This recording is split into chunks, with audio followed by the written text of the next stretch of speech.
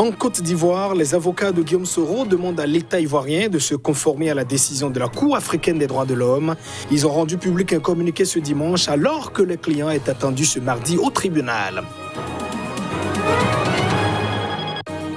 La République démocratique du Congo dit adieu au virus Ebola. La dernière patiente atteinte de la maladie est sortie ce dimanche de l'hôpital.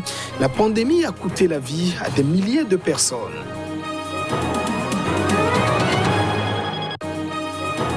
Et puis, la Guinée a franchi la barre des 1000 patients atteints du coronavirus. La propagation de la pandémie inquiète alors que les autorités ont imposé des mesures aux populations. Précision à suivre dans ce journal.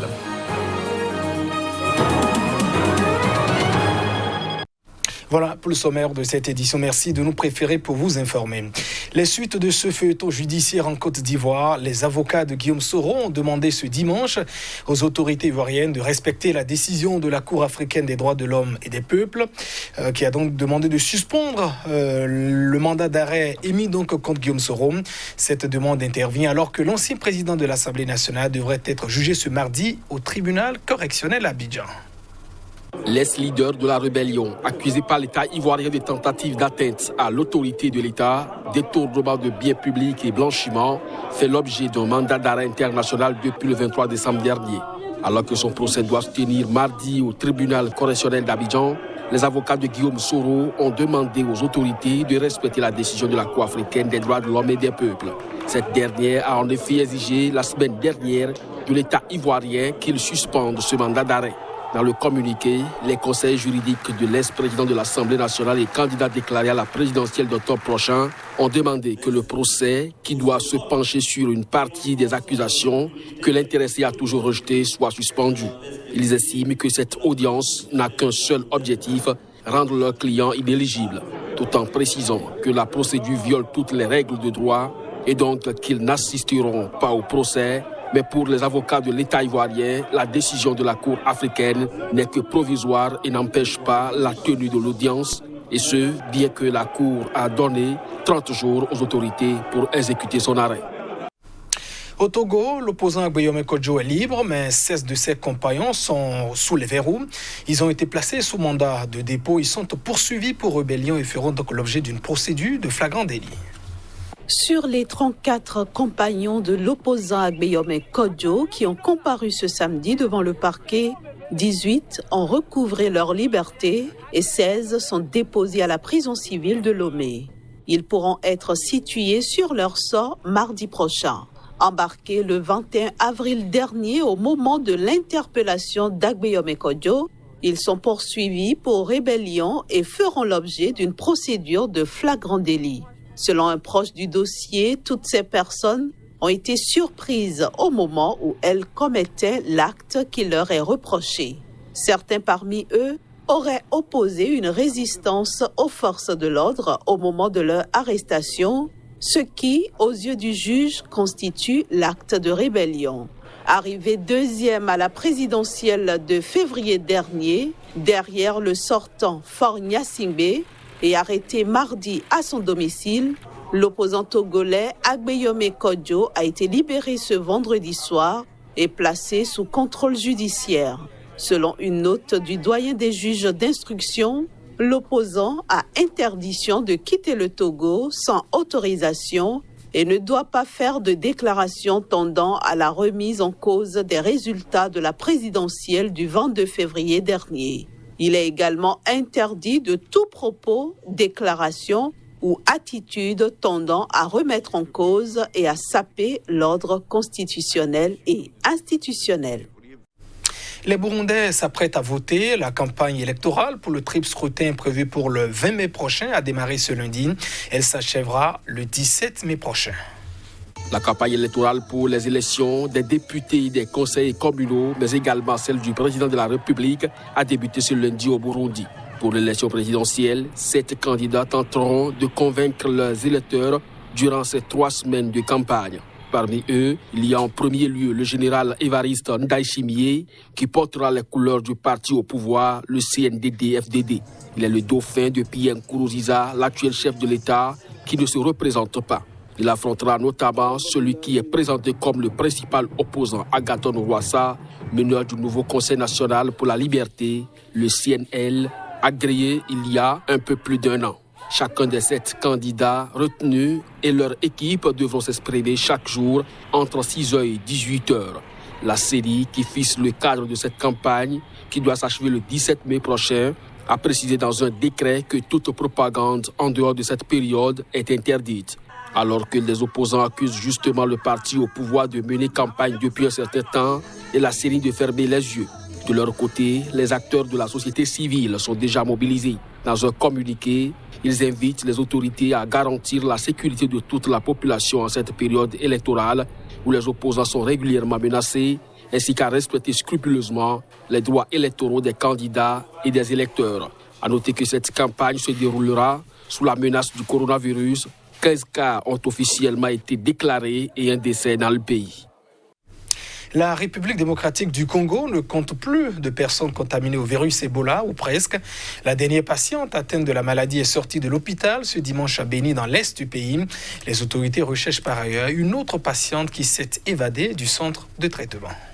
Ce dimanche, une fillette de 7 ans est sortie du centre de traitement d'Ebola de Beni, où elle avait été admise le 13 avril dernier. Elle était la dernière patiente selon l'Organisation mondiale de la santé OMS, qui parlait la veille d'un seul patient confirmé au centre de Beni. Aucun nouveau cas confirmé de la maladie à virus Ebola n'a été notifié pour le 7e jour consécutif, ajoutait l'OMS. Pour autant, les autorités sanitaires ne peuvent pas relancer le compte à rebours de la fin de l'épidémie. On va commencer à compter les 42 jours à partir du moment où l'on va trouver l'évadée qui s'est soustraite aux équipes de riposte, a déclaré le maire adjoint de Beni à la presse.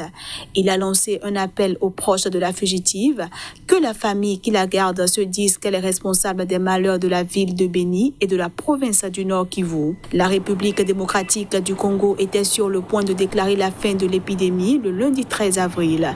Mais un nouveau cas a été déclaré par les autorités le vendredi 10 avril. Au total, l'épidémie de fièvre hémorragique Ebola a tué 2279 personnes pour 3461 cas. Plus de 300 000 personnes ont été vaccinées.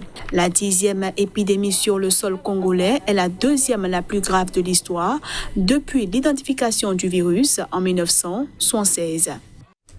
Le Covid-19 progresse à une vitesse folle en Guinée-Conakry. Le pays a franchi ce dimanche la barre symbolique des 1000 personnes contaminées par le nouveau coronavirus. Les autorités ont pourtant instauré un couvre-feu et l'obligation du port de masques. Le porte-parole de l'Agence nationale de la sécurité sanitaire, l'organe officiel de gestion du coronavirus, a déclaré que la Guinée a enregistré pour la seule journée du dimanche 98 nouveaux cas qui font au total 1094 cas positifs et malheureusement 7 décès. L'information a été confirmée sur Twitter en fin de soirée par l'agence qui précise que 225 personnes ont été déclarées guéries. D'abord relativement épargnée, l'ancienne colonie française d'Afrique de l'Ouest a connu ensuite une progression rapide du nombre de cas. Plusieurs hauts responsables sont décédés depuis la mi-avril après avoir contracté la maladie, dont le secrétaire général du gouvernement, Sékou Kourouma, et le président de la commission électorale, Salif Kébé. Le bilan de la Guinée dépasse celui des pays voisins comme le Sénégal, le Mali malgré l'instauration d'un couvre-feu nocturne, la fermeture des écoles, des frontières et des lieux de culte, ainsi que les restrictions sur les rassemblements ou encore l'obligation du port du masque. La Guinée avait déjà été sévèrement éprouvée par la fièvre hémorragique due au virus Ebola, qui avait tué 2500 personnes entre fin 2013 et 2016. Le pays est en outre en proie à une longue crise politique et sociale, alimentée par la volonté attribuée par l'opposition au président Alpha Condé de briguer un 3e mandat à la fin de l'année. Des manifestations durement réprimées ont fait des dizaines de morts depuis octobre. Des collégiens et lycéens chinois ont fait une rentrée ultra sécurisée ce lundi dans les métropoles de Pékin et de Shanghai, et ce après près de 4 mois de grandes vacances dues à la lutte contre le coronavirus. Le personnel des écoles désinfecte les établissements de Wuhan afin de préparer la reprise des cours pour les élèves de terminale le 6 mai prochain. Mais en attendant cette date, des dizaines de milliers d'élèves sont retournés à l'école ce lundi à Shanghai et Pékin après des mois de fermeture dus à la lutte contre le coronavirus. Selon le ministère de l'Éducation, une prise de température est imposée à chaque élève dans tout le pays. Notre école a effectué un dépistage par CT scan, des tests d'acide nucléique et des tests d'anticorps sériques pour plus de 150 enseignants, étudiants et employés concernés, et tous se sont révélés en bonne santé. Plus de 700 autres élèves de notre école subiront bientôt un test d'acide nucléique et un test de dépistage des anticorps sériques.